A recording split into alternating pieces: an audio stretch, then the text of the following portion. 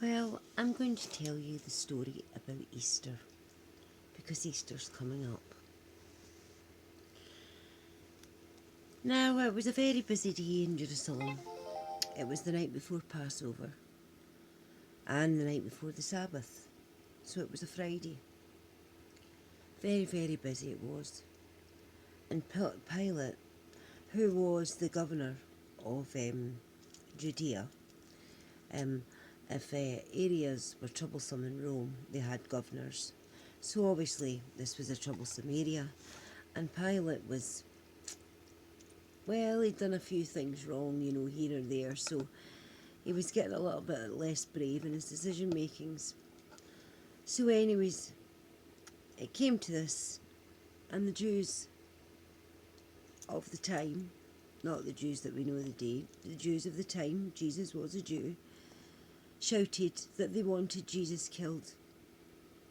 They wanted him killed for the reason of blasphemy. That's because he said he was the Son of God. Now, some people believed, but a lot of people didn't. And I think Pilate secretly did believe that Jesus was some sort of Son of God. So anyways, Pilate, he thought, oh God, I really can't do this. I really can't put this man to death because I don't see anything wrong with him. So anyways, he goes out to the crowd and he says, really? Do you really want to do this? Do you really want to kill this man? I mean, what's he done? Oh, the Jews all in the marketplace all gave that this, the next thing. So Pilate went away and had a thought. And he thought, I know what they do on a night before Passover. They let a prisoner free.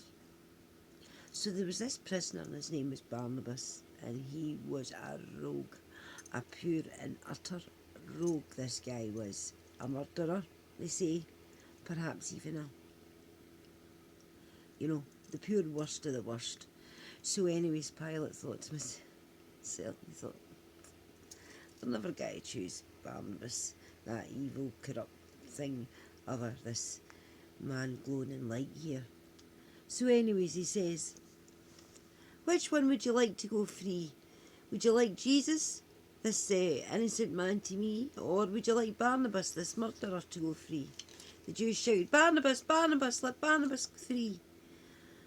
Oh, thought Pilate. There wasn't much more he could do for Jesus. So anyways, they decided that Jesus was going to get crucified. This was a horrible death of crucifixion. You stand like that and you suffocate to death. It can take up to 3 days, but our Jesus, it didn't.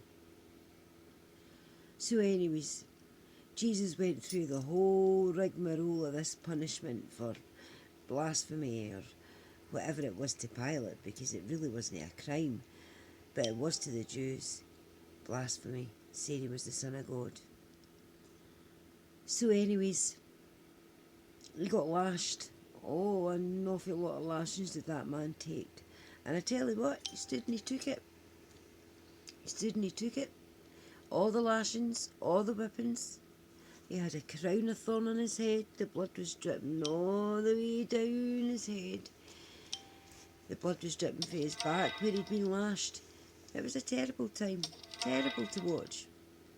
And then away in Golgotha, way up, which was further away from the Jerusalem square, they made him carry his cross.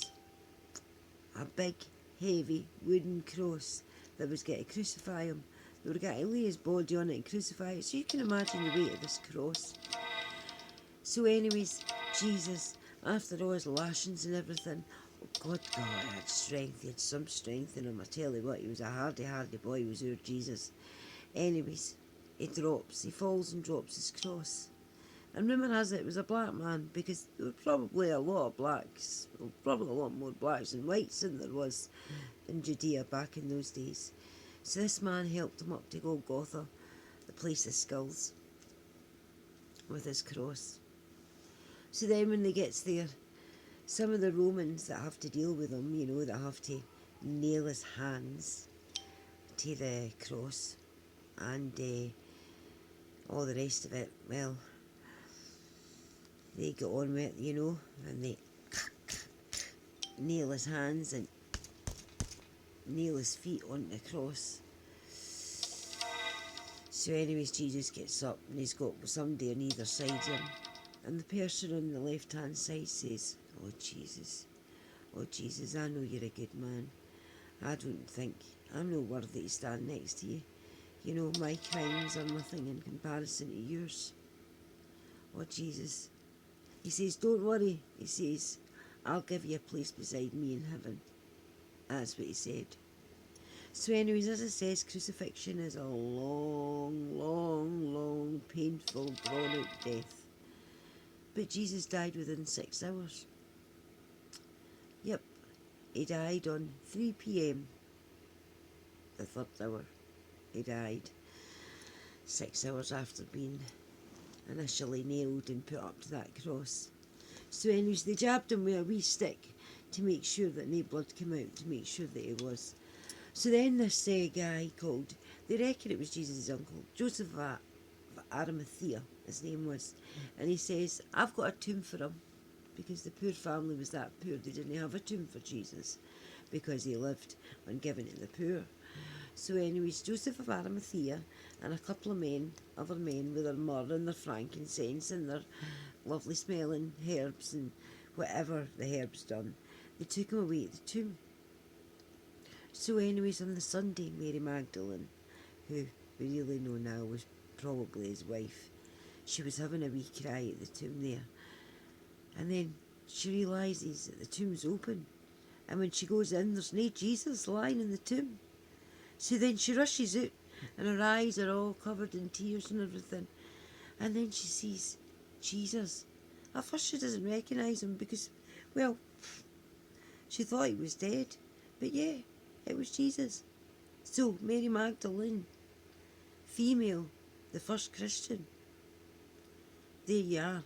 That's a wee story of Easter, according to a mixture of the Gospels, because every Gospel has a different story. I hope you enjoyed your wee Easter story there. Amen.